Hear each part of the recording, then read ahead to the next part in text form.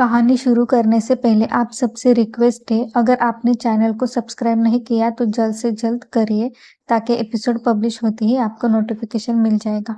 अब आइए कहानी की ओर चलते हैं। ध्रुति काव्यांश एपिसोड 4। हॉस्पिटल आकर ध्रुति ऑपरेशन थिएटर में जाती है। ध्रुति एक हार्ट सर्जन थी। पेशेंट बहुत क्रिटिकल सिचुएशन में था, जिस कारण ध्रुति का पूरा दिमाग उसी में लगा था। कायरा के पिता कायरा को फोन करते हैं और उसे कहते हैं, कायरा के पिता परशुराम ये माधवगढ़ के राजा के यहाँ काम करते हैं। इनके दोस्त के बेटे कायरा और ध्रुति के अच्छे दोस्त हैं। ये तीनों एक ही स्कूल में पढ़े हैं। उनका नाम वीर है और ये कायरा को पसंद करते हैं। कायरा बेटा, ध्रुति से कहना वीर तुम्हें बस के पास मिलेंगे और उनके पास हमने टिकट भेजी है और एरी को भी उन्हीं के साथ भेज रहे हैं और माँ को भी भेज रहे हैं। हमें आने में 2 दिन लगेंगे। हमें यहाँ कुछ काम है और ध्रुति का ख्याल रखना। तभी उन्हें अपने पीछे ही आवाज आती है, ध्रुति को क्या हुआ है काका, वो ठीक तो है ना? ये आवाज सुनते ही परशुराम जी हड़बड़ा जाते हैं और उस आदमी के ओर घूमते हुए अपना सर झुकाकर कहते हैं। परशुराम उस आदमी से, प्रणाम छोटे मालिक। वो आदमी दक्ष प्रताप सिंह, माधवगढ़ के राजा के छोटे बेटे, ये ध्रुति को बहुत पसंद करते हैं। परशुराम दक्ष को देखकर, वो छोटे मालिक, हम राजस्थान छोड़ रहे हैं तो बस उस बारे में बात कर रहे थे। उनकी बात सुनकर दक्ष बहुत बेचैन हो जाता है और परशुराम से कहता है, पर ऐसे अचानक कुछ हुआ है क्या या कोई और बात है? आप हमें बता सकते हैं, हम आपकी मदद करेंगे ना, लेकिन ऐसे सब छोड़ जाना। परशुराम जी अच्छे से जानते थे कि दक्ष ध्रुति को पसंद करता है, लेकिन वो भी अब बेबस थे। ध्रुति भले ही उनकी बेटी नहीं थी, लेकिन उन्होंने उसे कभी पराया नहीं समझा। जैसे उनके लिए कायरा थी, वैसे ही ध्रुति। दक्ष जब देखता है कि परशुराम कोई जवाब नहीं दे रहा, तो वो वहां से निकल जाता है और ध्रुति से मिलना चाहता था। हॉस्पिटल 4 घंटे बाद जब ध्रुति बाहर आती है तो वो बहुत खुश थी। ऑपरेशन सक्सेसफुल हो गया था और वो पेशेंट अब खतरे से बाहर था। ध्रुति बस बाहर निकली ही थी कि कायरा उसके पास आकर बोली, जल्दी चल, अगर किसी को खबर लगी तो प्रॉब्लम होगी, हमें जल्दी निकलना होगा। ध्रुति भी एक बार हॉस्पिटल को देखकर आंखों में आंसू लिए वहां से जाते हुए बोली, हम आपको कभी माफ नहीं करेंगे हुकुम सा। आज आपके वजह से मेरे सपने टूटे हैं। जिस शहर में हमें सहारा दिया, आसरा दिया, आज सिर्फ आपकी वजह से हमें सब छोड़ के जाना पड़ रहा है। आप सच में बहुत बुरे हैं। ध्रुति अपने मन में ये सब बोलते हुए जा रही थी। कायरा और ध्रुति वहां से बस के पास आते हैं। वहां पहले से ही कायरा की माँ, एरी और वीर थे। वो चारों बस में चढ़ जाते हैं और जाकर बैठ जाते हैं। उसी वक्त वहां पर बहुत सारी गाड़ियां आकर रुकती हैं और जल्दी से बस को घेर लेती है। आधे आदमी बस खाली कर देते हैं। बस सिर्फ ध्रुति थी। एरी, वीर और कायरा, कायरा के माँ को कावेश के बॉडीगार्ड ने घेर लिया था। उसी टाइम दक्ष की कार भी आकर वहां रुकी, लेकिन कावेश के बॉडीगार्ड ने किसी को भी बस के पास जाने नहीं दिया। ध्रुति डरी सहमी बस के सीट पर चिपक कर बैठी थी।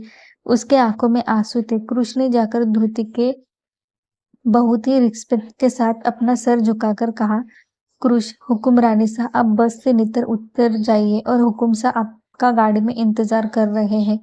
ध्रुति उसको देख अपनी मासूमियत भरी चेहरे को ऊपर करके बोलती है, प्लीज हमें जाने दीजिए, हम यहाँ नहीं रहना चाहते। उसकी बात सुन कृष बोलता है, माफ करेगा हुक्मरानी साहब, कोई फायदा नहीं होगा। आप अगर दुनिया के किसी भी कोने में छुप जाए, हुकुम से आपको खोज निकालेंगे। इससे अच्छा आप खुद ही उनके पास चले जाइए। अगर वो यहाँ आए तो आप भी जानते हैं, हुकुम सा गुस्से में कहीं आपके भाई को। कावेश गाड़ी में बैठकर गुस्से से उबल रहा था। बहुत टाइम बाद जब ध्रुति नहीं आती तो कावेश गुस्से से कार से बाहर आता है। उसे बाहर आता देख सब अपनी नजरें नीचे कर लेते हैं। कावेश सभी को इग्नोर कर बस में चढ़ जाता है। उसके बस में आते ही कृष नीचे उतर जाता है और अपनी गर्दन नीचे कर लेता है। कावेश सीटी बजाते हुए बड़े स्टाइल से अपने पैंट की जेब में हाथ डालकर चलते हुए ध्रुति के पास जाता है। उसके चेहरे पर गुस्सा साफ साफ बता रहा था कि वो इस वक्त कितने गुस्से में है। कावेश आकर ध्रुति के पास एकदम उसे चिपक कर बैठ जाता है, इतना कि कई ध्रुति बस के खिड़की पर जैसे आधी धंस गई हो। कावेश वैसे ही बैठकर ध्रुति के गर्दन को सूंघते हुए बहुत ही धीमे आवाज में कहता है, हुक्मरानी साहब, उसके ऐसे कहने पर ध्रुति डर से कांप जाती है। काविंश ध्रुति के कमर पर हाथ रख उसे हल्के हल्के प्रेस करते हुए सनकियों की तरह कहता है, ये जवानी उसकी गर्दन पर अपने नाक से सहलाते हुए, हे दीवानी। उसके हाथ को उसके पेट पर रखकर आगे कहता है, तू आजा मेरी रानी, मैं आया। फिर उसके पेट को जोर से पकड़कर गर्दन पर बाइट करता है। काविंश के ऐसा करते ही ध्रुति बस दर्द से रो रही थी। उसके मुंह से एक शब्द नहीं निकल रहे थे। वो बस अपनी आंखें बंद कर अपने हाथों की मुट्ठी बनाए हुए रोए जा रही थी। क्यों आप हमें मजबूर कर रही हैं हुक्मरानी सा? हम शांत थे, हमें उकसाओ मत। ध्रुति अपनी आंखें खोल हिम्मत करके बोली, आप बुज़दिल इंसान, शैतान कहीं के, आप एक साइको हैं, आपको इलाज की जरूरत है। क्यों हमारे पीछे पड़े हैं? पागलों जैसे हरकतें कर रहे हैं। आपको क्या लगता है हम आपसे डरते हैं? नहीं, सुना आपने, हम आपसे नहीं डरते। उसकी बात सुनकर काव्यांश जोर जोर से हंसने लगता है और फिर एविल स्माइल करता है और फिर एकदम से ध्रुति के बालों को पीछे से पकड़ लेता है और खींचते हुए बाहर लाता है और अपनी गाड़ी में धक्का दे देता है और खुद भी बैठ जाता है और ड्राइवर को एक नजर देखकर कहता है, होटल। ध्रुति उसे बहुत गुस्से में देख रही थी। काविंश उसे देखता है और डेविल स्माइल देकर उसके ड्रेस के अंदर हाथ डालकर उसके कमर को पकड़ लेता है। उसके ऐसा करने पर ध्रुति झटपटाने लगती है, लेकिन काविंश उसे नहीं छोड़ता। काविंश की गाड़ी वहां से निकलते ही सारे बॉडीगार्ड्स वहां से चले जाते हैं। उनके जाते ही कायरा की माँ जमीन पर बैठ जाती है और रोने लगती है। एरी कायरा को पकड़कर रोने लगती है। तभी वहां दक्ष आता है। दक्ष सबको देख क्या हुआ और ध्रुति कहाँ है? कोई कुछ नहीं बोला, बस सब रोए जा रहे थे। दक्ष को लगा शायद ध्रुति यहाँ से चली गई, उसे आने में देर हो गई। दूसरी तरफ ध्रुति बस रोई जा रही थी। काव्यांश उसके रोने से बहुत इरिटेट हो गया था। ध्रुति को चुप कराने के लिए वो क्रुश से कहता है, काव्यांश, इसके भाई को उड़ा दो। हमारी हुक्मरानी सा कब से रो रही है, अब इनका रोना नहीं रुका तो राम नाम सत्य है।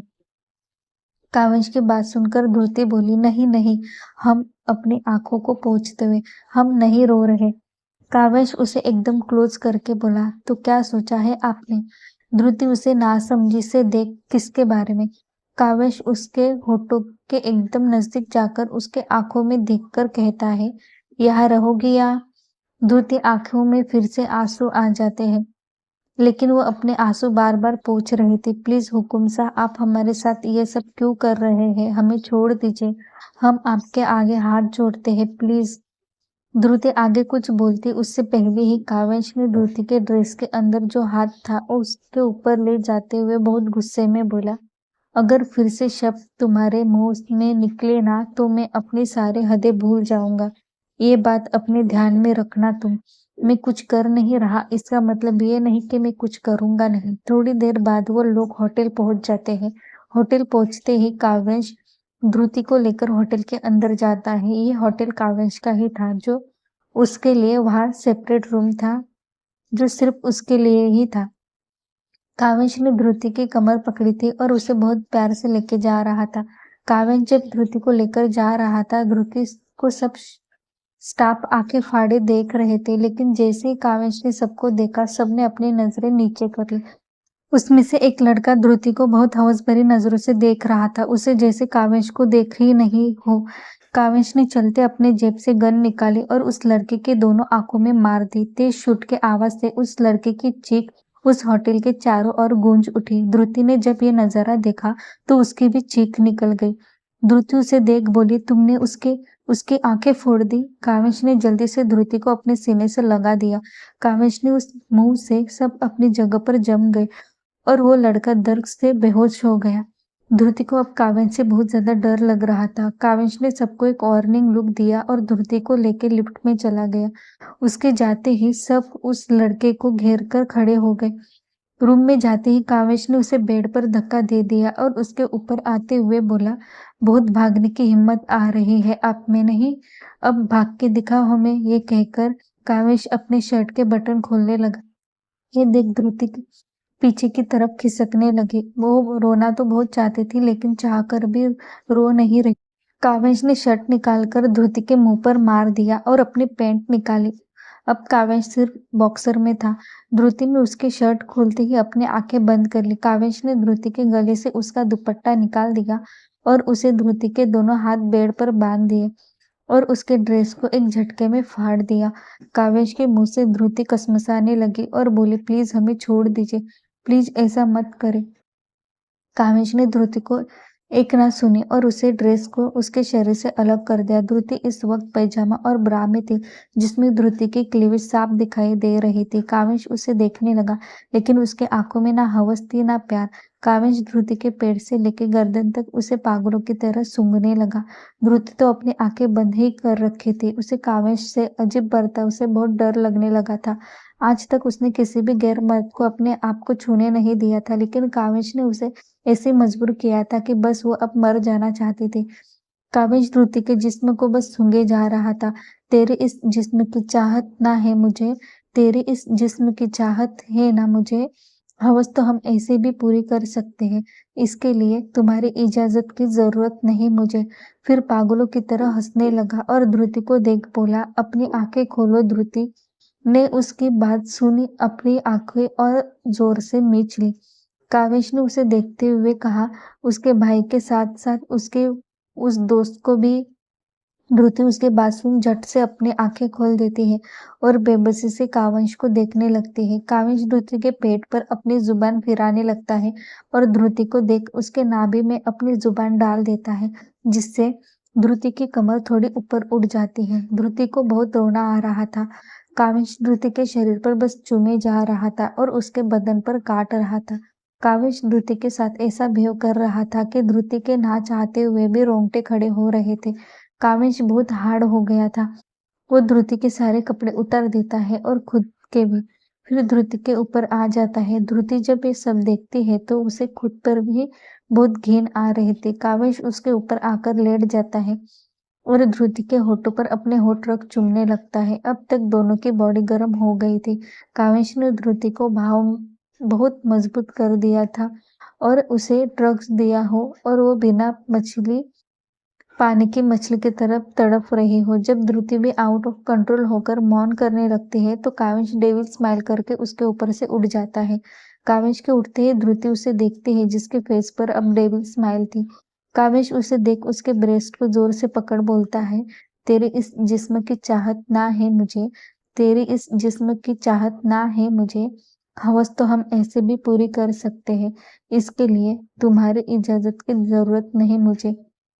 ध्रुति उसकी बात सुन उसे अपने आप से दूर करती है और गुस्से से कहती है, क्या बोल रहे हैं, हवस नहीं है? हाँ, नहीं नहीं है आपके इन आंखों में हवस, कुछ नहीं है इनमें, ये सिर्फ खाली है। क्या चाहते क्या है? बस मुझे भाई की धमकी देकर बार बार अपने इन गंदे हाथों से मुझे छू रहे हैं।